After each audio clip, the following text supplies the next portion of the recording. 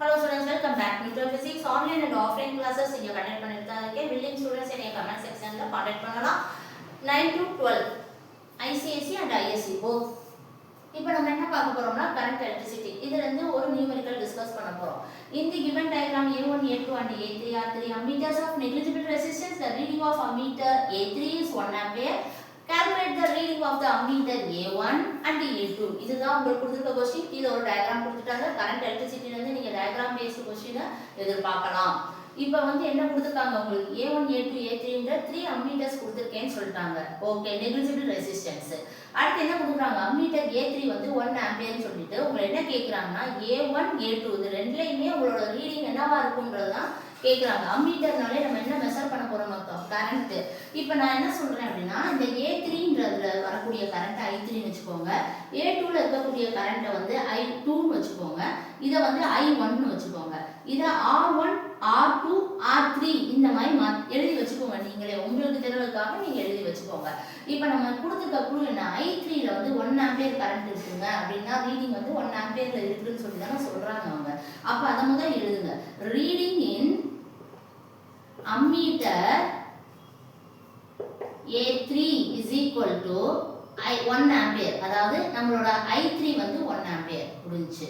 அப்ப இந்த I3 வந்து 1 ampere அப்படினா என்னோட 6 ohm ரெசிஸ்டர்ல உள்ள போகக்கூடிய கரண்ட் என்னவா இருக்கும் 1 ampere தானே.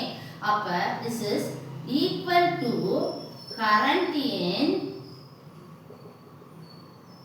6 ohm resistor அதாவது 1 ampere. இதுதான் நம்மளோட I3. ஓகே, இப்போ நம்ம என்ன கண்டுபிடிக்கணும் potential difference. Potential difference across the 6 ohm is equal to V is equal to IR. இந்த இடத்துல I ன்றது I3 R ன்றது R3. அப்ப V is equal to I3 ன்றது எவ்வளவு இருக்கு நமக்கு 6. சாரி I3 ன்றது 1. I3 1 R3 ன்றது 6. அப்ப நமக்கு என்ன ஆன்சர் வருது 6 வோல்ட். அப்ப என்னோட potential difference across the 6 ohm எவ்வளவு 6 வோல்ட். இப்போ நம்ம இங்க போறோம் 3 ஓம்க்கு போகணும். இந்த 3 ஓம் போகும்போது நீங்க பாருங்க ரெண்டுமே என்ன கனெக்ஷன்ல இருக்கு parallel கனெக்ஷன்ல இருக்கு.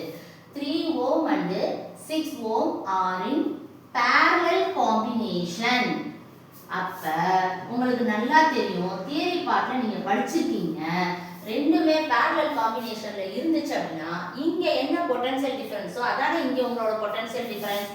அப்ப potential difference across the 3 ohm resistor V is equal to 6 volt. Okay, இது முடிஞ்சிருச்சு. இப்போ நமக்கு V தெரிஞ்சிருச்சு. நம்மளோட R2 வந்து 3 ohm னு தெரிஞ்சிருச்சு. அப்ப நம்ம கரண்ட் கண்டுபிடிக்கிறது ஈஸி தானே. அப்ப நம்மளோட ரீடிங் இன் அம்மீட்டர் A2 அதாவது I2 is equal to formula என்ன படிச்சோம் V is equal to IR. அப்ப I is equal to V by R. இதுதான் நம்மளோட ஃபார்முலா. இங்க வந்து அந்த ஃபார்முலா எழுதுங்க V divided by R2.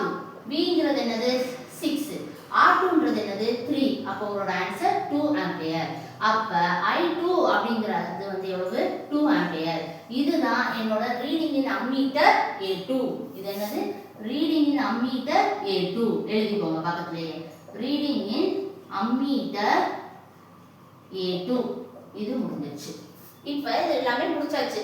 இப்போ நம்ம A1க்கு வர போறோம். இந்த அம்மீட்டருக்கு வர போறோம். உள்ள இருக்க கரண்ட் I1 ன்னு நான் எடுத்துக்க சொல்லிருக்கேன். சரி, இப்போ இத பாருங்க. இது parallel combination. இத மாத்தினீங்கன்னா சீரிஸ் காம்பினேஷனா மாறிடும். அப்ப சீரிஸ் காம்பினேஷன் அப்படினா இந்த டோட்டல் கரண்ட் தானே என்னோட A1. அப்ப I1 is equal to I2 plus I3. அப்ப I2 ன்றது 2, I3 ன்றது 1. அப்ப 3 ampere. So I1 is equal to 3 ampere. இந்த I1 3 ஆம்பியர் இதுதான் என்னது அப்படினா ரீடிங் இன் அம்மீட்டர் A3. அவ்வளவுதான் ஸ்டூடண்ட்ஸ், ரொம்ப ஈஸி தான் ஸ்டூடண்ட்ஸ். Thank you so much. என்னோட சேனலை சப்ஸ்கிரைப் பண்ணி லைக் அண்ட் ஷேர் பண்ணுங்க. தேங்க்யூ.